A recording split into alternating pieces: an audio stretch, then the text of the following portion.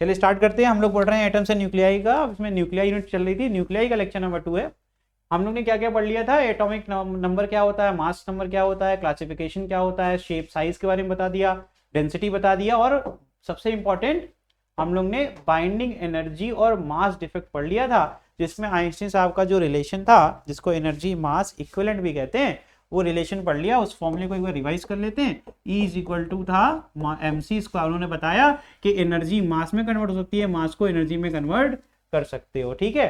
तो वहां से उन्होंने एक बात और बोली थी कि जब भी हम न्यूक्लियर रिएक्शन करा रहे हैं तो उसमें जो हमने मास दिया है ना, पेरेंट, इसको पेरेंट बोलते हैं, और जो प्रोडक्ट आया है ना, उसको हम डॉटर या फिर चाइल्ड बोल सकते हैं, ठीक है। ये दोनों का जो मास है, यानी प्रोडक्ट जो हुआ, जो प्रोड्यूस हो रहा है, उसका मास सेम होना चाहिए था जनरली। अरे यार, इसका अगर टुकड़े में प्रोडक्ट, केमिकल रिएक्शन जानते ही हो, कोई चीज होती है, रिएक्शन होता है तो कुछ प्रोडक्ट बनते हैं। अब इस प्रोडक्ट का भी तो सब मैटर तो सेम होना चाहिए था, लेकिन ऐसा नहीं पाया गया। तो जो इनके बीच में डिफरेंस है उसको उन्होंने बोल दिया डेल्टा एम, जिसको लॉस ऑफ मास या फिर मास डिफेक्ट से बोला उन्होंने, क्योंकि आज की पूरी क्लास इस पर डिपेंडेंट है, तो ये हमें पता होना चाहिए। तो मास डिफेक्ट का बेसिक फॉर्मूला क्या है, पहले जो मास था माइनस बाद में जो मास है ना। तो पहले जो मास है उसका अगर हम बेसिक आइडिया समझे तो उसका सर निकाल सकते हैं मास ऑफ न्यूक्लियॉन्स, क्योंकि न्यूक्लियस में जो मास होता है वो न्यूट्रॉन और प्रोटॉन, और हमने ये भी पता है कि कोई भी जो एटम होता है उसके न्यूक्लियस में इसका मास होता है। तो यानी I can say this is nothing but mass of nucleons. क्या है मेरे भाई, ये। और नया जो प्रोडक्ट आया उसका कुछ न्यूक्लियस होगा, तो उसको मैंने लिख दिया मास ऑफ नया न्यूक्लियस जो भी है उसको न्यूक्लियस से रिप्रेजेंट कर दिया। अब उसका नया मास नंबर होगा, उसका नया Z होगा, उसके हिसाब से अपन देख लेंगे।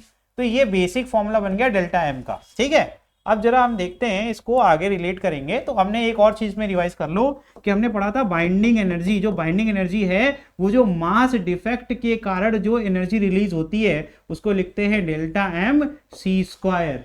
तो यहां से डेल्टा एम का एक और फॉर्मूला बन गया बाइंडिंग एनर्जी अपॉन, ये दो बड़ी इंपॉर्टेंट बातें हैं जो कल की क्लास से पढ़ी है। आज क्या पढ़ने वाले हैं, curve of binding energy per nucleon या वर्सेस मास नंबर।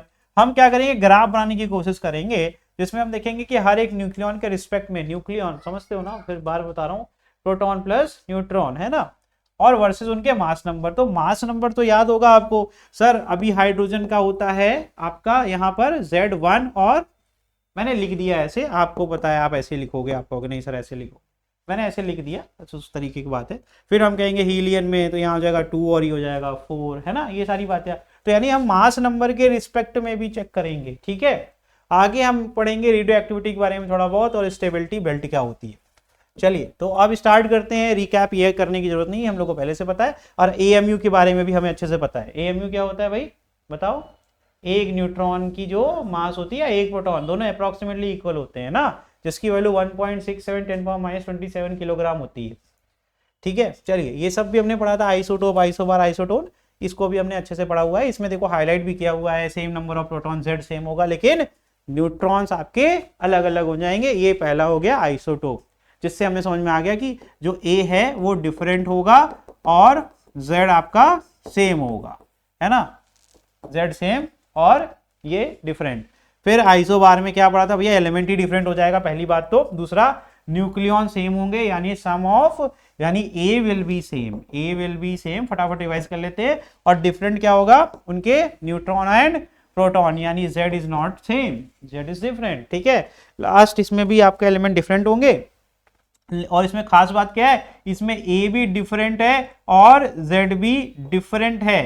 तो इसमें डिफरेंशिएट करेगा क्या, यहाँ पर न्यूट्रॉन सेम होंगे सर, है ना, यहाँ न्यूट्रॉन्स की संख्या इसमें और इसमें सेम होगी, ठीक है, वेरी गुड। और इसका फॉर्मूला भी है, यानी n का फॉर्मूले से चेक करेंगे इसमें सर, A माइनस Z करेंगे, A माइनस Z, यहाँ देखिए 7 - 3 4 आ रहा है, और 8 - 4 भी 4 आ रहा है, इस तरीके से वेरीफाई करेंगे। ये हो गया आइसोटोन। चलो आगे बढ़ते हैं।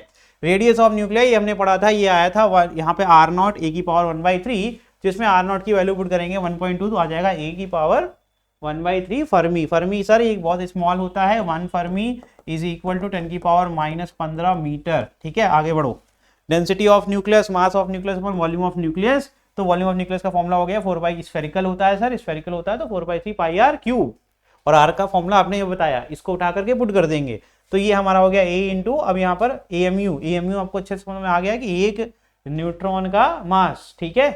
तो ये करेंगे तो हमारी जो वैल्यू आई थी वो कितनी आई थी, 2 × 10⁻17 किलोग्राम पर मीटर क्यूब। ये सब याद रखना है। डेंसिटी पाया गया कि सर अलग अलग एटम्स में देखा गया अप्रोक्सीमेटली सबकी सेम आ रही थी, तो हम इसको रखेंगे कांस्टेंट। यहाँ लिखा भी है डेंसिटी ऑफ ऑल न्यूक्लियसेस। आगे मास एनर्जी इक्विवेलेंस बता चुका हूं, नहीं बताऊंगा। ये अभी फिर से बता चुका हूं, फिर से नहीं बताऊंगा, ठीक है। चलिए अगला बाइंडिंग एनर्जी बता चुका हूं, नहीं बताऊंगा। ये सब बता चुका हूं, ठीक है, ओके। देखो जिसको अभी भी याद नहीं है तो ये देखो, ये लिखा हुआ है नोट्स में क्वेश्चन जो सॉल्व करना है अभी, ठीक है। सारे क्वेश्चन पढ़ूंगा, एक्सप्लेन करूंगा, आगे बढ़ जाऊंगा। The energy required to break one bond in DNA is 10⁻⁻20 joule. कह रहे हैं डीएनए में एक बॉन्ड को तोड़ने के लिए कितनी एनर्जी लगती है, 10⁻⁻20 joule. The value in electron volt, तो ये तो बड़ा आसान है, जूल और इलेक्ट्रॉन वोल्ट का रिलेशन पढ़ाया था कल, बस मल्टीप्लाई कर देंगे तो आंसर आ जाएगा। तो एक जूल में होता है 1/1.6 × 10⁻⁻19। देखो ध्यान से, यही मैंने कहा भी है कई बार कि इलेक्ट्रॉन की वैल्यू पुट कर दोगे इलेक्ट्रॉन वोल्ट में तो आपका आंसर जूल में आ जाएगा। तो मुन्ना ये ध्यान से देखो ना, अगर ये मैंने बार बार तुम्हें रटवाया हुआ है, अभी ड्यूअल नेचर एडिशन बताया था मैंने, कहा था जूल में करना हो तो इलेक्ट्रॉन वोल्ट में आंसर होता है, ई की वैल्यू पुट कर दो। तो ये इसीलिए तो होता है, देखो ये ई कट रहा है, समझ में आ रहा है कि नहीं आ रहा है। तो एक जूल बराबर होता कितना है, 1/1.6 × 10⁻⁻19 इलेक्ट्रॉन, इसलिए ऐसा होता है, इसलिए बार बार हम लोग कहते हैं कि 1.6 ये वैल्यू पुट कर दो, आंसर जूल में आ जाएगा, ठीक है। अब हमें ये आइडिया मिल गया, तो हमें करना क्या है, यहां पर बस डिवाइड कर देना है किससे, 1.6 × 10⁻⁻19 से, जो भी आंसर आएगा। देखो यहां से तो ये 10⁻⁻1 बचेगा, है ना, ये हो जाएगा 1/16। 1/16 करना सब आसान लगेगा आप लोगों को, तो ये हो जाएगा, देखो 1 को डिवाइड कर दिया 16 से, तो 0 पॉइंट लगाएंगे तो 0 हो जाएगा, क्लियर दिख रहा है, इससे काम नहीं चलेगा। फिर 0 बढ़ाएंगे 100 अब कर लेंगे, है ना। तो यहां से सॉल्व करेंगे, will get what, 0.0625 electron volt, जिसको हम अप्रोक्सीमेटली राउंड ऑफ कर दें, अगर 2 को भी राउंड ऑफ करोगे 2 > 5 तो बचेगा 0.006 इलेक्ट्रॉन वोल्ट, ठीक है बेटा। तो ये हो गया, कौन सा ऑप्शन सही है इसमें से, देखो सी इज करेक्ट, ठीक है।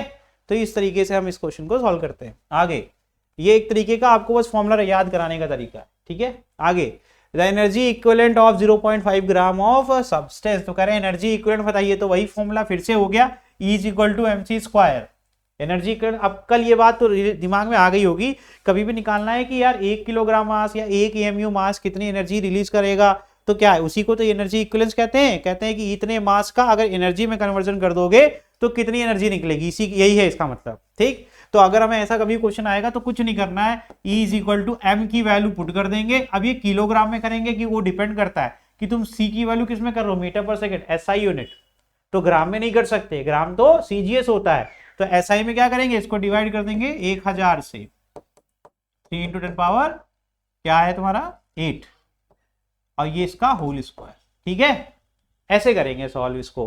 तो यहां पर अब देखो ये 10⁻³ यहाँ पर मल्टीप्लाई किया इसने, मैंने डिवाइड कर दिया, इसी को ऊपर लाएंगे 10⁻³ हो जाएगा, है ना। देखो ये समझ में नहीं आया तो बताओ, फिर वैल्यू पुट कर दिया हमने सारी, ये क्या जाएगा 10⁻16, ये 9 हो जाएगा, कल ही बात हुई थी इसकी, है ना। और ये देखो ये 0.5 है, नथिंग बट क्या है भाई 1/2, और 9/2 क्या होता है बेटा 4.5, ठीक। देखो नंबर पहले सॉल्व कर दिया मैंने, ये आ गया।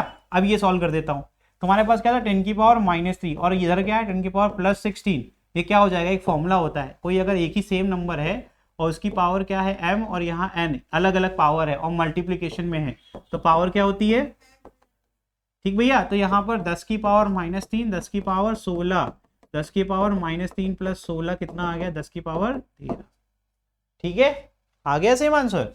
ये हो गया तुम्हारा 4.5 × 10⁻13 जूल, ठीक है। तो ये कौन सा ऑप्शन है इसमें, बी, ठीक है। चलिए नेक्स्ट, अब ये क्वेश्चन पे आते हैं, ये क्वेश्चन अच्छा है। इसमें हमारा जो मास है, जो प्रोडक्ट का मास है, वहां पे दिया भी गया है मास ऑफ न्यूक्लियस, है ना, अभी बताया था मैंने, जो प्रोटॉन और न्यूट्रॉन का MP और MN से डिनोट किया गया है, और U क्या हो गया आपका रिस्पेक्टिव यूनिट, यानी AMU को रिप्रेजेंट करता है। कैसे पता, अगर कभी ये भूल जाओ तो ये देख के याद आ गया, ठीक है। आगे देखिए, and B is the binding energy, तो बताइए कि कितना represent it's binding energy in mega, कह रहे हैं इसकी जो यूनिट है वो मेगा इलेक्ट्रॉन वोल्ट है, यानी आंसर मेगा इलेक्ट्रॉन वोल्ट में ही होगा। फिर कह रहे हैं देन देन बताइए इसमें से कौन सा वाला फॉर्मूला सही है। तो हम वापस से आएंगे ब्लैक बोर्ड पे भैया, delta M is equal to क्या हो जाएगा, मास ऑफ न्यूक्लियॉन्स है ना, माइनस मास ऑफ न्यूक्लियस। और ये दिया गया है क्वेश्चन में, ये तो याद हो गया मुझे, ये वहां से देख करके मैंने लिख दिया, ठीक है। और यहां पर ये क्या हो जाएगा, सर ये कुछ नहीं आता मुझे, तो मुझे इतना याद है, ये होता है मास ऑफ प्रोटॉन और मास ऑफ न्यूट्रॉन। ये क्वेश्चन में सिंबल दिया गया तो मैं चेंज करूंगा, इसको दूंगा एम पी और ये लिख दूंगा एम एन, है ना। अभी ध्यान देना, अभी मैंने क्या एकदम एक्यूरेट लिख दिया, क्या मैंने सब कुछ सही लिखा हुआ है। ये हो जाएगा binding energy upon C square, सही लिखा क्या मैंने? अगर मैंने कुछ गलत लिखा तो बताओगे तुम क्या गलत लिखा। सर आपने ना सिंगल प्रोटॉन का मास लिख दिया, सिंगल न्यूट्रॉन का मास, या न्यूक्लियॉन्स में आपने ही पढ़ाया हुआ है कि वो होता है sir total number of proton plus total number of neutron. तो एक प्रोटॉन से तो काम चलेगा नहीं, टोटल नंबर चाहिए, तो टोटल नंबर चाहिए तो करेक्शन क्या करेंगे आप करेंगे पहले ये बताइए कितने प्रोटॉन है। तो मैं कहूंगा यार प्रोटॉन को रिप्रेजेंट करता है Z is the atomic number, तो मैं कहूंगा यार Z से मल्टीप्लाई कर दो ना मास ऑफ प्रोटॉन, एक प्रोटॉन का मास, तो टोटल मिल जाएगा प्रोटॉन का मास। प्लस न्यूक्लियॉन को कौन रिप्रेजेंट करता है सर, A माइनस जेड, तो A minus Z into mass of neutron, sorry nucleon बोल दिया, न्यूट्रॉन, ठीक। तो हो गया सही, अब ये परफेक्ट है। मुझे चाहिए क्या था, मुझे ऑप्शन देख के पता चला कि मुझे ये निकालना, मास ऑफ न्यूक्लियस निकालना है ना। तो मैं मास ऑफ न्यूक्लियस देखूंगा कौन सा वाला फॉर्मूला बनेगा, ऑटोमेटिक बनना चाहिए, कुछ भी जुगाड़ नहीं करेंगे। इसको एक तरफ रख लो, निगेटिव है, इसको इधर लाऊंगा पॉजिटिव हो जाएगा, ये इधर जाकर के निगेटिव हो जाएगा, ठीक। पहला काम ये करूंगा जिसमें भी ये पॉजिटिव उसको काट दूंगा, पहले ही क्लियर हो गया मेरा दिमाग, है ना। अब आगे सॉल्व करूंगा, अब दो ही ऑप्शन देखने हैं, तो m ऑफ ए जेड है ना is equal to Z M P plus A minus Z M N minus BE upon C square. देखो कोई मिल रहा है क्या, कौन सा ऑप्शन सही है बेटा, समझ गए, ऐसे करना था ये क्वेश्चन, ठीक। तो ये हो गया कंप्लीट, ठीक। चलें आगे बढ़े, ठीक है। चलिए curve of binding energy per nucleon versus mass number, ठीक है। ध्यान से, nuclei in the intermediate region, जहां पर ए की वैल्यू क्या है अप्रोक्सीमेटली 50 to 80 आर स्टेबल, ठीक है। And the most stable nucleus is क्या है भाई, ये क्या है, एफ मतलब फेरस है, फेरस नहीं कहते उसको, नहीं मतलब पूछ रहा हूं, सही कह रहा हूं गलत बताओ, केमिस्ट्री जाके पढ़ना पहले, कहते हैं है ना। आयरन, चलो भैया तुम्हारा आयरन लिख दिया आपने, आयरन है ना। तो कि इसका ए कितना है, ए हो गया 56, रेंज क्या थी भाई 50 से 80, ठीक है। और 26 हमारा क्या है जेड, ठीक भैया। और अगर हमें निकालना होगा, हम चाहते हैं तो मुझे बताओ कि एन कितना है, नंबर ऑफ न्यूट्रॉन कितना, जल्दी से बताओ। 30 बेटा, 56 में 26 जाएगा, 50 में 26 जाएगा, है ना 30। थोड़ा रैपिड चाहिए ना, सही है गलत कर दिया मैंने कुछ, ठीक है। फॉर एटॉमिक नंबर ये 50 से 80, binding energy upon nucleon is कितना हो जाएगा भाई 8.5 मेगा इलेक्ट्रॉन वोल्ट। और यहां पर जो हमने केस लिया हुआ है इसकी कितनी आ रही है अप्रोक्सीमेटली 8.8 विच इज हाईएस्ट। हमने अलग अलग उसमें एक्सपेरिमेंट परफॉर्म किया, इसमें हाईएस्ट वैल्यू हमें कहां मिली, आयरन। समझ में आ रहा है। तो ये जो कर्व बन रहा है ये क्या है, देखो अलग अलग एलिमेंट्स लिए गए कि नहीं लिए गए। और यहां पर ये क्या लिखा हुआ है, यूरेनियम, ठीक है। यूरेनियम तुमको पता है ये कितना प्रेजेंट है अर्थ में, और ये कितना प्रेजेंट है फिजन रिएक्शन में, यूज सबसे ज्यादा ये होता है, क्यों होता है। अच्छा चलो अभी पढ़ना है ना, यही सब तो पढ़ना है, यही सब तो चैप्टर है तुम्हारा। तो चलिए इसके आगे बढ़ेंगे, इसमें ये समझ में आ गया, ये ग्राफ बना क्या, सिर्फ डेटा को यूज करके हमने क्या किया, रिप्रेजेंट किया। ये क्या है तुम्हारा binding energy per nucleon, binding energy को डिवाइड कर दिया नंबर ऑफ न्यूक्लियॉन से। न्यूक्लियॉन होता क्या है, ए ही तो है ना न्यूक्लियॉन, तो हम डिवाइड किससे कर रहे हैं, ए से कर रहे हैं, है ना। इस तरीके से यहां हमने निकाला अलग केस में, हमारे केस में कितना आ रहा है भाई 8.8 मेगा इलेक्ट्रॉन वोल्ट, जो कि पाया गया कि 50 से 80 के बीच मास नंबर के जितने एलिमेंट हैं सबसे ज्यादा आयरन के पास। ठीक है, अब न्यूक्लियर स्टेबिलिटी क्या है? For stability specific binding energy that is binding energy per nucleon should be high. ये देखा गया कि अगर स्टेबिलिटी देखनी है तो जिसका binding energy upon nucleon number of nucleons divide करने पर जिसमें ज्यादा वैल्यू आएगी वो सबसे ज्यादा स्टेबल माना जाएगा। ठीक है, in nuclear reaction where binding energy increases energy is always released. तो जहां पर भी आपकी बाइंडिंग एनर्जी इंक्रीज होती है तो एनर्जी को रिलीज करते हैं। तो यहां पर देखो x क्या है, पहले 100 mega electron volt binding energy, फिर y क्या हो गया 180 mega electron volt binding energy. अब क्या हो रहा है, एनर्जी रिलीज हो रही है, 20 मेगा इलेक्ट्रॉन वोल्ट की एनर्जी रिलीज हो रही है। ध्यान से देखो ना, 100 और फिर 120 और 20 निकल रही है। ठीक है, तो ये है आपका एनर्जी रिलीज होगी जब आपका हाई बाइंडिंग एनर्जी होगी।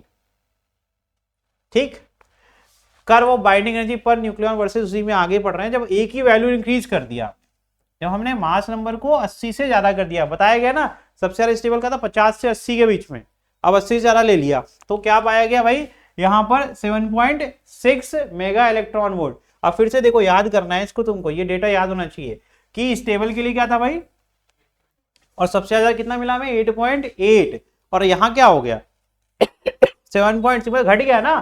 तो हमारी जो कंडीशन है उसमें ये क्या हो गया, अनस्टेबल पाया गया, दी न्यूक्लियाई आर अनस्टेबल। ठीक है, तो ये तुम्हारा कौन सा है, ये देखो ध्यान से, हम क्या कर रहे हैं, किसमें कर रहे हैं, किसी को तो कोई तो पहचान लो, यूरेनियम। ठीक है, रेडियो एक्टिव की तरफ बढ़ रहा है। रेडियो एक्टिव होता क्या है भाई, कुछ तो सुना होगा कहीं तो, न्यूट्रॉन। न्यूक्लियस जब अनस्टेबल हो जाता है, देखो ध्यान से, न्यूक्लियस जब अनस्टेबल हो जाए, अनस्टेबल कैसे होगा, जब न्यूट्रॉन की संख्या प्रोटॉन से ज्यादा हो जाए तब न्यूक्लियस आपका अनस्टेबल हो जाएगा। तब क्या करेगा, वो एनर्जी रेडिएट करेगा, वहीं से आता है रेडियो एक्टिव। ठीक है, और वही आगे पढ़ोगे तुम अल्फा बीटा गामा अगली स्लाइड में। ठीक है, अगली पीपीटी में। न्यूक्लियर फिजन क्या है, when the nucleus of an atom is split into lighter nuclei. एक न्यूक्लियस था वो टुकड़ों में हो गया, और जो दो टुकड़े हो रहे हैं वो भी अप्रोक्सीमेटली बराबर साइज के होंगे। ठीक है, through a nuclear reaction process is termed as nuclear fission. इसीलिए इसको पेरेंट कहते हैं, इसको डॉटर न्यूक्लियाई कहते हैं। ठीक है, और इसमें क्या होगा, मास डिफेक्ट भी होगा, इसलिए एनर्जी भी रिलीज होती है। इसीलिए जब भी न्यूक्लियर फिजन रिएक्शन होता है तो वहां पे हीट एनर्जी आती है कि नहीं आती है, that is your energy released. और एनर्जी रिलीज क्यों हो रही है, क्योंकि mass of parent is not equal to mass of daughter. तो डेल्टा एम आया, तो डेल्टा एम जो है उसकी वैल्यू क्या आ रही है, एनर्जी रिलीज हो रही है, वो कितनी है आपकी, यहां पर अभी आगे इसमें पता नहीं है कि नहीं, 190 mega electron volt, approximately 190 mega electron volt होती है।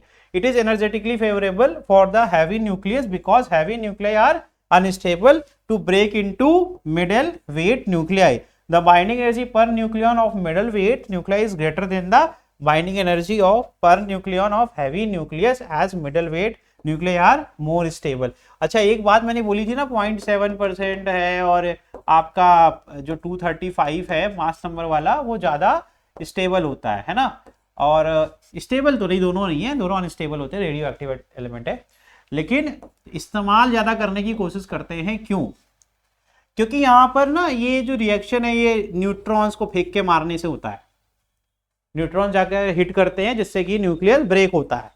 अब ये न्यूट्रॉन है ना, इसको चाहिए स्लो न्यूट्रॉन, इसको चाहिए हाई स्पीड न्यूट्रॉन। ठीक है, तो इसलिए इससे आसानी से हम फिजन रिएक्शन परफॉर्म कर पाते हैं, इसलिए इसकी ज्यादा डिमांड होती है, और कोई रीजन नहीं है, आसानी से ये काम अचीव कर सकते हैं। ठीक है, आगे देखिए, अगर एक ही वैल्यू हम घटा दें 50 से तो बाइंडिंग एनर्जी पर न्यूक्लियर डिक्रीज करती है बहुत तेजी से, और वो कितनी हो गई देख रहे हो 1.1। और ये क्या है, लाइट न्यूक्लियस जो कि बहुत ही अनस्टेबल होगा। सबसे अच्छा एग्जांपल हमारे पास क्या है, हाइड्रोजन। ठीक है, तो gain stability versus via nuclear fusion, इसीलिए हाइड्रोजन कहाँ फ्यूजन में पाया जाता है, फ्यूजन रिएक्शन। सन कुछ करता है, फ्यूजन करता है, फ्यूजन करता है, कुछ नहीं पता तुम लोग को भाई, कैसे भी 9th 10th पास कैसे कर लिया तुम लोग 10th में। हाँ, 10th में भी तो ICSE बोर्ड से हो ना तुम दोनों, अब मुझे क्या पता, मैंने तो कुछ और पढ़ा होगा। पढ़ के आना, कल पढ़ के आना, बताना मुझे फ्यूजन होता है, फ्यूजन होता है, मुझे नहीं पता। लेकिन ये 10th क्लास में आपकी किताब में है, दिखाओ तुम्हारी किताब ये रखी हुई है, ICSE बोर्ड की किताब, इसी में मिला दिखा दूंगा। 10th इसी लेके आया था दिखाने के लिए कि 10वीं में उतना ज्ञान है जितना तुम 12th में पढ़ रहे हो। अब मुझे नहीं पता। न्यूक्लियर फ्यूजन जब तक कॉन्फिडेंस ना हो और उसको एक्सप्लेन ना कर सको तब तक आंसर नहीं लेने वाला। Is the process where 2 or more atomic nuclei fuse to form a single heavier nucleus। ध्यान से सुनना पहले, अब देखो इसमें डिफरेंशिएट समझ लो। ये क्या कर रहे हैं, देखो इसको पढ़ो, ये लाइन पढ़ना बस। जब न्यूक्लियस एटम का स्प्लिट हो रहा है तो उससे हल्के न्यूक्लियाई बन रहे हैं, ठीक है। और nuclear reaction the process term as nuclear fusion. अब ये पढ़ो जरा, nuclear fusion is the process where 2 or more atomic nuclei fuse, जहां पर 2 आपके एटॉमिक न्यूक्लियाई फ्यूज हो रहे हैं, ऐड हो रहे हैं, ठीक है। अब ये एक नया बना रहे हैं। अब ये देखो ना उल्टा हो रहा, उसमें एक था और 2 टुकड़े में हो गया, इसमें 2 हैं और एक नया बन गया। देखो हाइड्रोजन क्या बना दिया, अरे हीलियम बन रहा है, समझ रहे हो, फ्यूज हो रहे हैं, इसलिए नाम है इसका फ्यूजन, मतलब कि आप ऐड हो रहे हो, फ्यूजन में स्प्लिट हो रहे हो, ठीक है। तो ये बात हो रही है, यहां सिंगल हैवियर न्यूक्लियस बन रहा है। तो अगर ध्यान से देखो तो प्रोडक्ट क्या क्या आया, देखो 2 हाइड्रोजन हमने लिए। अच्छा ये कौन सा हाइड्रोजन है, कल ही पढ़ाया था यार, बाकी लोग भी बताओ यार, कल ही बताया था। ये क्या आइसोटोप नहीं है, अरे पहला ही टॉपिक पढ़ा यार हम लोग ने। ये इसमें देखने ना, ये देखो मास नंबर बढ़ गया ना न्यूट्रॉन, इसमें न्यूट्रॉन इंक्रीज हो जाता था 1 से, क्योंकि पहले जो होता था वहां पर 0 रहता था। अरे पहले स्टेबल वाला 1H1 लिखते हो ना, तो इसमें प्रोटॉन है लेकिन न्यूट्रॉन एब्सेंट है, न्यूट्रॉन की संख्या क्या थी 0। फिर हम क्या करते थे, इसमें आइसोटोप बना रहे हैं इसका, तो क्या करते थे, न्यूट्रॉन इंक्रीज कर देते थे, तो क्या बन जाता था 1H2, ड्यूटेरियम कहते थे उसको। तो ये वो है, ध्यान से देखो। तो इनको जो फ्यूज कर रहे हैं तो हमें क्या मिल रहा है। अब देखो इसने क्या करा है, इससे क्या हुआ, इसके Z इंक्रीज कर गए। अब नोटिस करो, अगर एलिमेंट को अपने आप को चेंज करना है दूसरे एलिमेंट में, तो भैया उसका जो Z है वो बदलना चाहिए, पहले ये बात याद कर लो। इसीलिए मैंने कल कहा था कि एटॉमिक नंबर जो है पीरियोडिक टेबल में एक बहुत ही इंपॉर्टेंट रोल अदा करता है, हर एलिमेंट की अपनी पोजीशन डिसाइड करने, क्योंकि भैया एलिमेंट का जब Z ही बदल गया तो एलिमेंट ही बदल गया। ये क्या बना दिया, हीलियम, ठीक है। अब इसके साथ एक ये क्या, what is this, 0 represent neutron, जो कि कोई भी चार्ज कंटेन नहीं करता, तो उसका Z क्या होगा, हमेशा 0, नो प्रोटॉन प्रेजेंट, कोई चार्ज ही नहीं है। ये क्या है सर, इसका मास नंबर लोगे तो neutron plus proton, proton is 0, तो 0 and 1 ही तो लिखेंगे ना। अब आपने ही सिखाया था लिखने का तरीका यही होता है, Z और ये A लिखते हैं, ये हमेशा के लिए ट्रू है। तो जब लिखेंगे न्यूट्रॉन के लिए तो ऐसे तो लिखेंगे 0 प्रोटॉन प्रेजेंट, क्योंकि कोई चार्ज नहीं होता, सिर्फ इसके पास अपना न्यूट्रॉन प्रेजेंट है। न्यूट्रॉन कितना, 1, तो ये 1 न्यूट्रॉन रिलीज हो रहा है। अगर इसी के आगे मैं ऐसे लिख दूं, ये 2 न्यूट्रॉन रिलीज हो रहे हैं। अगर मैं यहाँ 10 लिख दूं या 20 लिख दूं तो 20 न्यूट्रॉन रिलीज हो रहे हैं, ये सब समझ लेना। ऐसे लिखा रहेगा 20, 0 and 1, बस 20 न्यूट्रॉन, कुछ भी नहीं लिखा तो 1, ठीक है, समझ में आ रहा है। तो ये जो है ये न्यूट्रॉन को रिप्रेजेंट करता है, दिस रिप्रेजेंट्स न्यूट्रॉन, ठीक है। अब व्हाट इज दिस सर, ये एनर्जी रिलीज हो रही है, ये क्या है, एनर्जी रिलीज हो रही है। तो ड्यूटेरियम फ्यूजन, यहां पर for fusion to take place the 2 nuclei must come close enough so that attractive short range nuclear force is able to affect them. यहां कह रहे हैं इतने करीब आ जाए कि अब ये अलग ही नहीं हो सकते, इनके बीच में फोर्स ऑफ अट्रैक्शन इतना हाई हो जाए कि अब एक साथ फ्यूज हो जाए और अलग ना हो पाए, जिससे कि एक बड़ा न्यूक्लियस बनेगा जिसको हम कह देंगे हीलियम। समझ में आ रहा है। तो इस तरीके से, तो how does binding energy per nucleon vary with the increase in the number of nucleon, decrease continuously with mass. देखो इसको पढ़ने से पहले अगर नहीं आया तो फिर से बात समझ लेना, ये जो चार्ट बना था इसमें हमने ये पाया था ए की वैल्यू जब 50 से 80 के बीच में है तो binding energy per nucleon is आपकी सबसे ज्यादा और हाईएस्ट है एट क्या था 51, अरे कह दो, देख लो, देख के बता दो, 56 है ना, मास नंबर इज 56 आयरन, ठीक है। तो अब फिर से क्वेश्चन पे आते हैं, कहां गया, तो how does the binding energy per nucleon vary with the increase in the number of nucleon. Nucleon is nothing but बेटा mass number, A, number of nucleon क्या ए होता है ना। अब decrease continuously with mass number, first decrease then increase with increase in mass number, आगे first increase then decrease with increase in mass number and increase continuously with mass number. अभी तुम बताओ, तुम्हारे पास ऑप्शंस अभी पीछे सारे डेटा थे, हमने ये पाया था जब 238 ले लिया था तो 7 पॉइंट कुछ आ गया था, और 50 से छोटा ले लिया तो 1.1 चला गया, और बीच में था सबसे हाईएस्ट। तो अब इसमें से पढ़ो और दिमाग लगाओ। मैंने तो आंसर ही बता दिया यार, तो गलत बात है, बस तुक्का भी मारोगे तब भी ए होगा। अभी मैंने बोला, क्या बोला मैंने बोला कि पहले 50 से नीचे चले गए तो 1.1 चला गया, बहुत कम हो गई, फिर 8.8 हो गया, फिर उसके बाद फिर से 7 पॉइंट यानी डिक्रीज हो रहा है ना। पहले भी कम है, बाद में भी कम हो रहा है, लेकिन बीच में ही एक रेंज है जिसमें सबसे ज्यादा वैल्यू पाई गई है ना। पढ़ो, इन केस ऑफ, हाँ इन केस बी सीन क्या था, ऑप्शन पढ़ा ही नहीं। First increase then decrease with increase in mass, सही बात है। पहले 50 ए लेस देन 50, ये क्या हो रहा है, बी अपॉन न्यूक्लियॉन्स क्या हो रहा है, डिक्रीज कर रहा है। ठीक, तो हम ऐसे देखेंगे कि हम इधर जा रहे हैं तो कम थी, कम से बढ़ी, बढ़ के कितनी हो गई 8.8। कितने, कब, जब हमारा ए की वैल्यू 56 है। ठीक बेटा, और फिर जब आगे गए तो देखा U238 क्या पाया था, 7 पॉइंट कुछ था ना, तो यानी इससे तो बेटा डिक्रीज हो गई ना।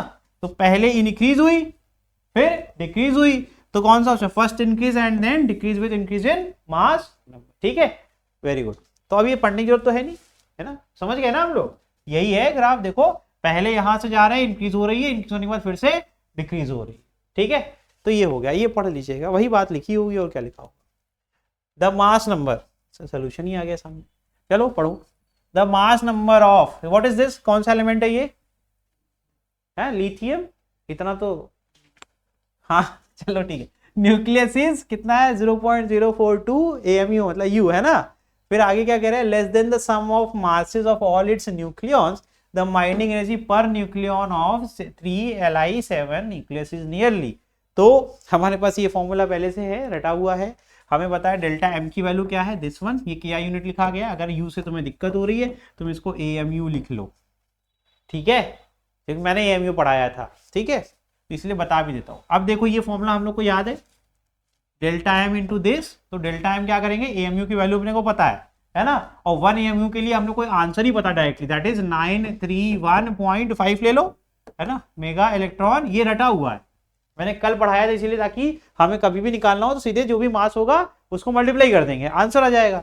तो अपन सिर्फ इतना करना चाहते हैं, एग्जाम में सिर्फ इतना ही करना है, सीधे आंसर आ रहा है हमारा। ठीक है, तो हमारा आंसर कितना आ रहा है, हमारा जो भी एनर्जी आएगा, अभी आंसर इससे नहीं आएगा, फिर हमें डिवाइड किससे करना है, मास नंबर से, कौन सी बड़ी बात है ना। तो अपन जो भी आंसर आया उसको 7 से डिवाइड कर देंगे तो हमें आंसर मिलेगा कि नहीं मिलेगा, क्योंकि ये अभी मैंने बोलता न्यूक्लियॉन क्या होता है बेटा, nucleon is nothing but mass number, है ना।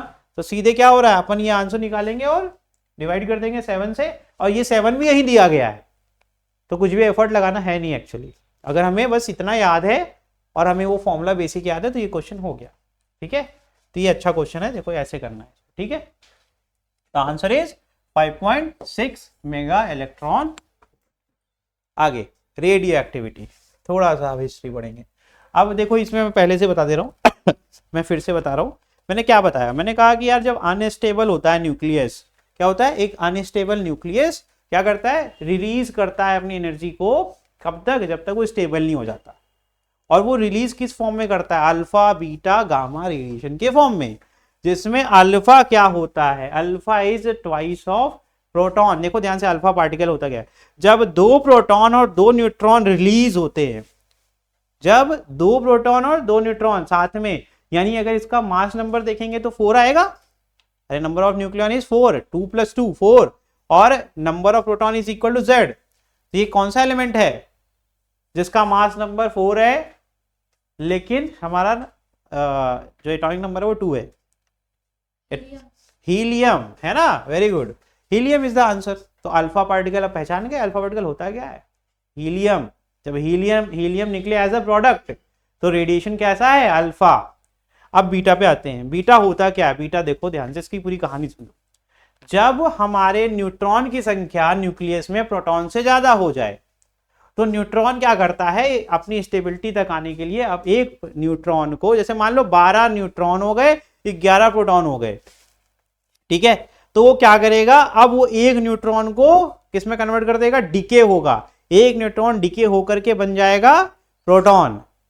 तो एक पॉजिटिव चार्ज आया तो इलेक्ट्रॉन न्यूक्लियस में रह सकता है क्या, नहीं रह सकता ना, तो वो बहुत ही हाई काइनेटिक एनर्जी से न्यूक्लियस से उसको थ्रो करेगा outside, that is your beta radiation. तो बीटा होता क्या है, इलेक्ट्रॉन, इलेक्ट्रॉन को रिप्रेजेंट करता है, यानी electron at very high kinetic energy या एट हाई वेलोसिटी जो एमिट हो रहा है, दैट इज योर बीटा।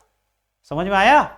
अब गामा की बात कर रहे हैं। गामा क्या है, ना वो प्रोटॉन है, मतलब ना उसका पॉजिटिव चार्ज है ना उसका नेगेटिव चार्ज है, यानी किसी भी चार्ज को कैरी नहीं करता, वो सिर्फ एक एनर्जी को कैरी करता है। ठीक है, अब ये हुआ क्या, पहले प्रोटॉन निकल गया, न्यूट्रॉन इलेक्ट्रॉन भी निकल गया, अब ये गामा क्या है, जो एक्सेस एनर्जी उसके पास है उसको वो रेडिएशन के फॉर्म में एमिट करता है, इलेक्ट्रोमैग्नेटिक रेडिएशन, जिससे रोशनी भी होती है। ठीक है, that is your gamma radiation. ठीक, इससे ना तुम्हारा मास में कोई चेंज आ रहा है, ना तुम्हारा नंबर ऑफ न्यूक्लियॉन बदल रहे हैं, क्योंकि प्रोटॉन भी लेके नहीं जा रहा है, इलेक्ट्रॉन भी लेके नहीं जा रहा है, तो न्यूक्लियॉन्स को भी फर्क नहीं पड़ रहा है, और ये सिर्फ एक प्रकार की क्या है, एनर्जी है। अब इसको पढ़ लो कहानी, अब इससे तुम्हें आसानी होगी पढ़ने में। Amongst 1500 known nuclei less than 260 are stable. The unstable nuclei gains stability by emitting alpha, beta, gamma, बता चुका। अरे ये क्या लिखा है, ठीक है, इलेक्ट्रोमैग्नेटिक वेव्स, और एक सबसे अच्छा एग्जांपल लाइट बताया था मैंने, है ना।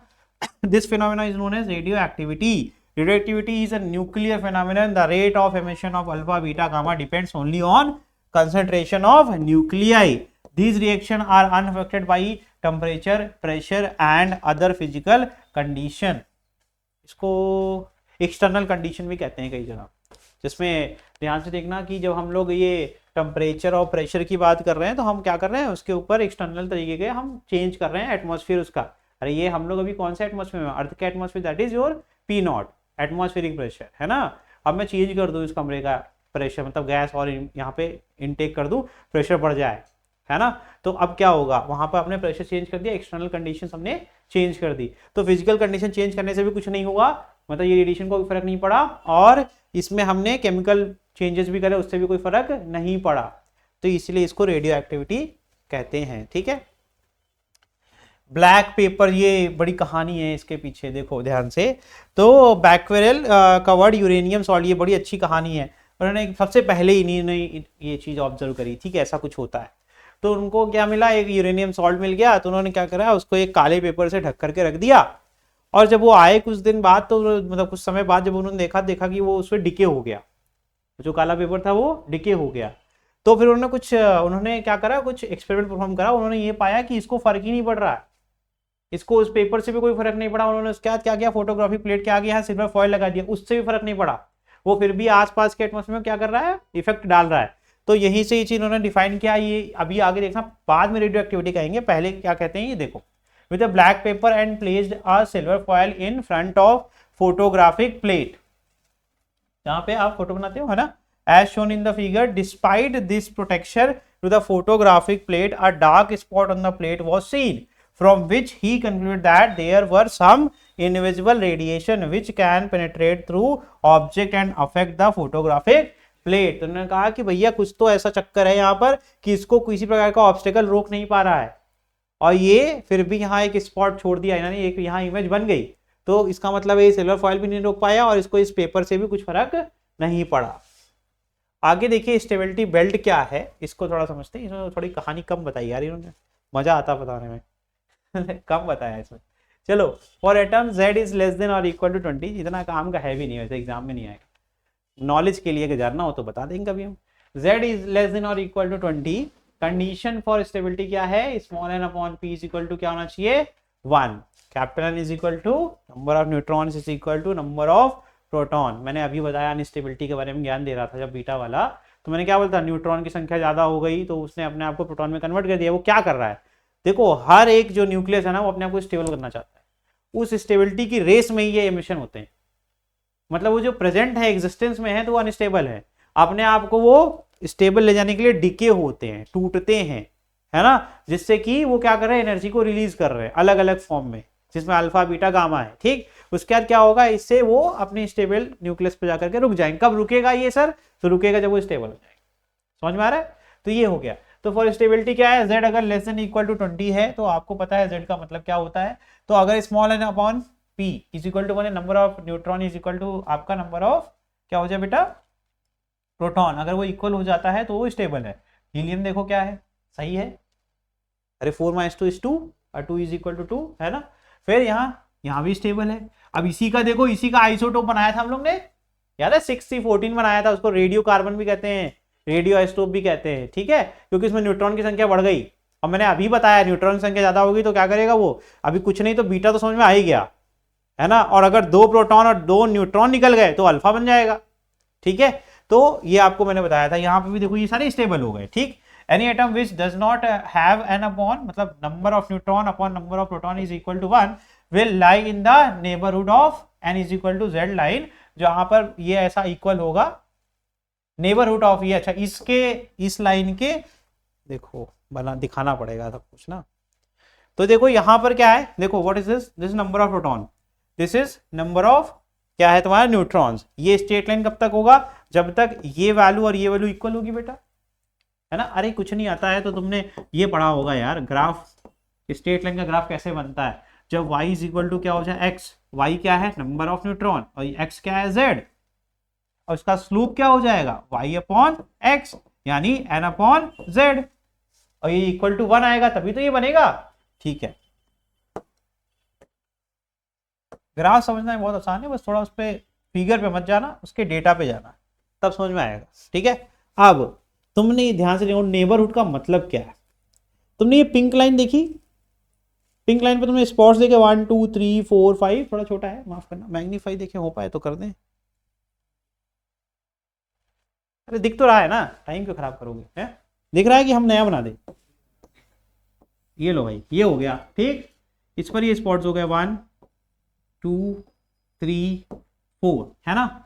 ये मैंने बताया आपको, ये क्या है सर, ये वो हो गए जो स्टेबल है, क्योंकि यहां पर आपका z और आपका n वो इक्वल हो गया सर, है ना। अब हम कुछ नया करने जा रहे हैं बेटा, अब हम ये बना रहे हैं, ये वो सारे हैं आपके जिनमें z और n इक्वल नहीं है, तो नेबरहुड क्या हो गया, इसका पड़ोसा यही तो हुआ, है ना, पड़ोस की यही सब सारे हुए। तो अब ध्यान से देखना, तो यही कह रहे हैं जिसमें एनी एटम जिसके पास ये रेशियो 1 नहीं है वो कहाँ होगा, वो नेबरहुड में पाया जाएगा, किस लाइन के, n is equal to z वाली लाइन के, ये n इज इक्वल टू बेटा z वाली लाइन है, ठीक है। दीज एटम आर इनको कहेंगे रेडियो एक्टिव, इनको क्या कहेंगे रेडियो एक्टिव, अनस्टेबल है। Nuclear force is effective in the short range, hence it is sufficient to overcome coulombic repulsion in smaller nuclei. फिर समझ लेना न्यूक्लियर जो बल है वो इफेक्टिव है सिर्फ छोटी रेंज में, छोटी दूरी तक ही ये काम करेगा, है ना। तो कह रहे हैं कि it is sufficient to overcome coulombic repulsion, तो ये सफिशिएंट है। कूलम्बिक रिपल्शन जानते हो, पॉजिटिव पॉजिटिव चार्ज रिपेल करते हैं एक दूसरे को, उनके बीच में फोर्स ऑफ अट्रैक्शन या रिपल्शन होता है, जिसको कूलम्ब्स लॉ कहते हैं, जिसका फॉर्मूला होता है F = K Q1 Q2 upon R², R is the distance between them, ठीक है।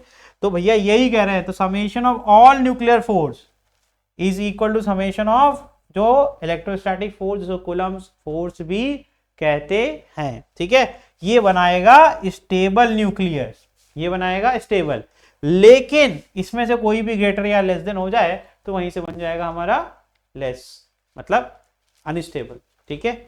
आगे तो यहां कह रहे हैं फॉर एटम जेड जिसका ग्रेटर हो 20 से, कंडीशन फॉर स्टेबिलिटी क्या है, n/p को अब 1 से 1.6 के बीच में होना पड़ेगा। ये एग्जांपल्स आपके सामने है, ठीक है। अब ध्यान से देखिएगा, for larger nuclear nuclear force decreases between nucleons at large distance and hence nuclei with less proton are stable. फिर से जब आपका साइज बड़ा हो गया, ठीक है, तो कह रहे हैं जो आपका फोर्स डिक्रीज क्यों हो रहा है, क्योंकि न्यूक्लियॉन्स क्या है लार्ज डिस्टेंसेस पर है, और पिछले अभी टॉपिक में पढ़ा था कि न्यूक्लियर फोर्स सिर्फ और सिर्फ स्ट्रॉन्ग होता है जब स्मॉल डिस्टेंस होती है। अब साइज तुमने बढ़ा दिया तो जो प्रोटॉन्स हैं जब कम होंगे तब ज्यादा स्टेबल, क्योंकि अब ध्यान देना जो कोलंबियन फोर्स है वो तो 1/r² है ना, तो उस केस में हमें देखना है कि less number of proton is more stable. तो ये आपकी वही लाइन है। अब देखो ये लाइन वेरी करने लगी, पहले स्ट्रेट हुआ करती थी, अब 1.6 तक चल रही है। जैसे कोई 1.2 आ गया, कोई 1.4 आ गया, इस तरीके से अलग अलग हमने पॉइंट्स लेकर के ये लाइन को हमने डिवाइड कर दिया। अब बोल दिया इनके पड़ोसी में जितने हैं वो सारे क्या होगा, रेडियल। लेकिन ये जब z की वैल्यू 20 से ज्यादा है, तो ये याद रखना है ग्राफ, ठीक है। आगे स्टेबिलिटी बेल्ट, इसी को कहते हैं। अभी देखो, nucleus above stability belt undergo beta decay to reduce the n/p ratio because they have more number of neutrons। ध्यान से पढ़ना है यहां से, ठीक है। ये ऊपर वाले लाइन के ऊपर वाले वो क्या करेंगे, बीटा डिके करेंगे, ताकि क्या हो जाए भैया, because they have more number of neutron compare to number required to stability. तो अभी सिखाया था मैंने, न्यूट्रॉन की संख्या ज्यादा है कंपेयर टू जेड, तो हम न्यूट्रॉन को किस में कन्वर्ट करेंगे, प्रोटॉन में। तो जब न्यूट्रॉन प्रोटॉन में बनता है तो क्या निकलता है, इलेक्ट्रॉन। मैंने अभी सिखाया, that is your beta decay. तो अभी जो बात मैंने कही प्रूफ हो गई कि नहीं हो गई, ठीक है। आगे, nucleus below stability belt undergo alpha and beta plus decay to increase the n/p ratio because they have less number of neutrons compare to the number required for stability. तो अब ध्यान से देखना, अल्फा में मैंने क्या बोला था, अब किसी को याद होगा तो मजा आएगा। ये कहा था 2 प्रोटॉन और 2 न्यूट्रॉन। पहली बात तो बेचारे के पास क्या कम है, न्यूट्रॉन कम है। प्रोटॉन को वो कह रहा है निकलो भाई तुम, ठीक है। और अगर कहीं गैप आएगा तो मैं बीटा डीके करके उसको कवर अप कर लूंगा। तो इसलिए अल्फा भी कर रहा है और बीटा प्लस डीके भी कर रहा है, ठीक है। तो यहां पर क्या रहा है, number required for the stability, sorry. अब इसके बाद हम लोग नेक्स्ट जो पढ़ेंगे, है क्या, पढ़ा दो थोड़ा सा क्या, 10 मिनट पढ़ोगे, 10 मिनट पढ़ोगे तो एक और पीपीटी थोड़ी सी पढ़ा देंगे जो और पढ़ाना है। अल्फा पार्टिकल अभी बताया, ये अब ये समझ में आ रहा है। देखो मैंने सिखाया था 2 प्रोटॉन और 2 न्यूट्रॉन, तो ठीक है। न्यूक्लियस कितने हो गए, 4। तो 4 ये दिख रहा है हीलियम, ठीक है। तो यहाँ देखो पार्टिकल क्या, अल्फा पार्टिकल 2 प्रोटॉन है, 4 mu is the mass, 4 AMU या 4U, ठीक है। और ये हमारा हो गया सिंबल। देखो ये फिगर प्यार से देखो, क्या 2 न्यूट्रॉन 2 प्रोटॉन दिख रहा है, ठीक। आगे, the daughter nucleus is represented by a different symbol because as 2 proton are being removed the atomic number changes, therefore the element itself also changes. तो आपका क्या होगा, आपका Z चेंज हो गया। तो यहाँ पर ये थोड़ा दिख नहीं रहा है, रुको ठीक करूँ इसको। ये लिखा गया है दिस इज हीलियम, ये ऐसे लिखा गया है, ठीक है। तो अभी देखो भाई, सीधी सीधी बात है, Z ओवरऑल तो सेम ही रहेगा ना। तुमने 2 ले लिया तो जो उसका Z था वो कम हो गया 2 से। तो मैंने अभी बताया था atomic number is very important for the periodic table, वो रिप्रेजेंट करता है एलिमेंट्स को, है ना। तो अब तुमने चेंज किया तो एलिमेंट ही बदल गया, X से बन गया Y। मास नंबर चेंज होगा तो उसके लिए तो अपने को पता है ना। यहाँ तो तुमने Z ही चेंज कर दिया, Z चेंज कर दिया तो एलिमेंट ही तुमने बदल दिया। तो डॉटर न्यूक्लियस क्या करे, element itself also changes, the sum of atomic number and sum of mass number on both side must be equal, जो कि होगा भी। A-4 + 4 करोगे तो फिर वही आ जाएगा A, और Z-2 + Z2 करोगे तो आंसर फिर से Z आ गया। तो यानी सम ऑफ, जो आप सम तो कर रहे हैं वो A और Z आ जा रहा है, यानी ये तो ठीक है। लेकिन जो आप एलिमेंट है वो बदल दे रहे हो बाई चेंजिंग द आप Z, ठीक है। एग्जाम्पल देखो, ये तुम्हारे सामने है, ये यूरेनियम था बन गया थोरियम, यूरेनियम था बन गया थोरियम। तो क्या किया हमने भैया ये चेंज कर दिया, Ze90 कर दिया, तो क्या होगा। और what is this is sir, वो जो मास डिफेक्ट वाला ज्ञान दिया था आपने, उससे जो एनर्जी रिलीज हो रही है that is your heat energy Q, है ना। तो ये क्या हो गया, 2 हीलियम प्लस 2 He4, और ये जाएगा 90 TS 234। तो यहां से जो भी आपका एक्सेस एनर्जी है वो यहां से रिलीज हो गया, ठीक। अगेन वही n/p का ज्ञान करेंगे इस्तेमाल। तो यहाँ 146/92 इज इक्वल टू क्या आ जाएगा बताओ, 1.5 है, ठीक है।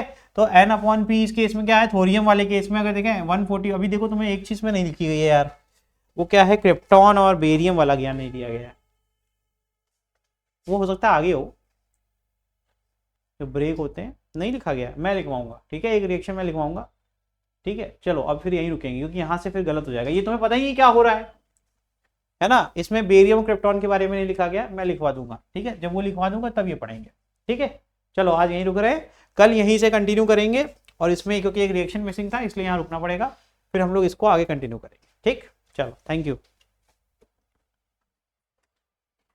और बहरहाल अगर तुम्हें घर पे पढ़ने का मन करे, अगर घर पे पढ़ने का मन करे तो तुम्हें पता है नंबर ऑफ न्यूट्रॉन्स निकालना कैसे, ये तो पता है ना, ये तो कर लोगे, 144 दिख रहा होगा, ठीक, और ये तो Z आपको दिख ही रहा है, ठीक। अभी इसमें आगे जब ये रिएक्शन होता है, फिजन रिएक्शन होता है, तो उसमें बाई प्रोडक्ट में बेरियम और क्रिप्टॉन आता है और 3 न्यूट्रॉन आएंगे, ठीक है, और विथ एनर्जी, वो हम लोग कल पढ़ेंगे जब, ठीक है।